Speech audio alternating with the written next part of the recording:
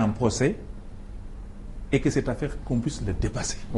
Mais nous ne pouvons pas passer notre vie à poursuivre un monsieur alors que jusqu'à présent, depuis 1 an et demi, il n'y a rien de concret qu'on a pu présenter aux Sénégalais. Moi, je suis vraiment désolé de ce qui lui arrive et je crois qu'il a parfaitement raison de dire qu'il refuse désormais de répondre aux questions des journalistes, qu'il a totalement raison de dire que je me considère comme un détenu politique. Parce qu'en fait, de preuves, jusqu'à présent, ils n'ont pas pu exposer aux yeux de l'opinion publique quelque chose de concret, quelque chose de palpable.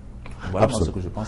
Voilà, on a quand même vu des juges faire des conférences de presse, citer des noms, donner des montants. Mais finalement, Boucar Diouf, qu'est-ce que vous allez retenir de cette affaire Karim Wade pour l'instant? Je vous remercie, monsieur Fabrice. Je vais vous tutoyer. Donc, je te remercie, je remercie les téléspectateurs de Sen TV. Bon, moi, je crois que cette histoire-là, au-delà même de l'affaire Karim, c'est le problème de la CREI qui pose, à mon sens, le véritable dilemme, un véritable problème. Comme l'a dit mon co-débatteur tout de suite, M. Dieng, Karim Wade a été poursuivi sur la base d'un flagrant délit. En principe, un flagrant délit qui est constitué par le fait de ne pas répondre à des questions qu'on vous pose sur vos biens. En principe, le flagrant délit, il connaît son épilogue très rapidement.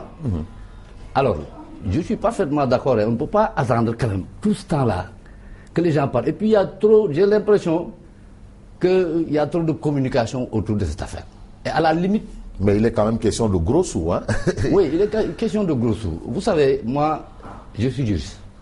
Moi, je ne fais pas la différence entre les gros et les petits sous. Un voleur, c'est un voleur. Quelqu'un qui a soustrait frauduleusement la chose d'autrui, c'est ça un vol. Qu'il ait volé 1 million ou 2000 milliards n'est pas la question. Mais de mon point de vue, cette histoire, en tout cas, il y a des politiciens qui en font un fonds de commerce politique. De quel bord? Du pouvoir ou de l'opposition? Non, je pense plutôt de la mouvance présidentielle. De la mouvance présidentielle? Oui, qui en font un fonds de politique. Ah bon? Oui, je le pense sincèrement. Et ce n'est pas ce qui est indiqué.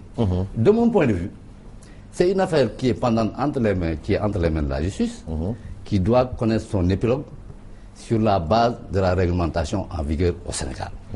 Alors, la CREI, je suis désolé de le dire, moi je ne suis pas très fan de la CREI. D'abord des tribunaux spéciaux, en général. Deuxièmement, la CREI pèse, c'est comme une épée de Damoclès qui pèse sur tous ceux qui ont eu à travailler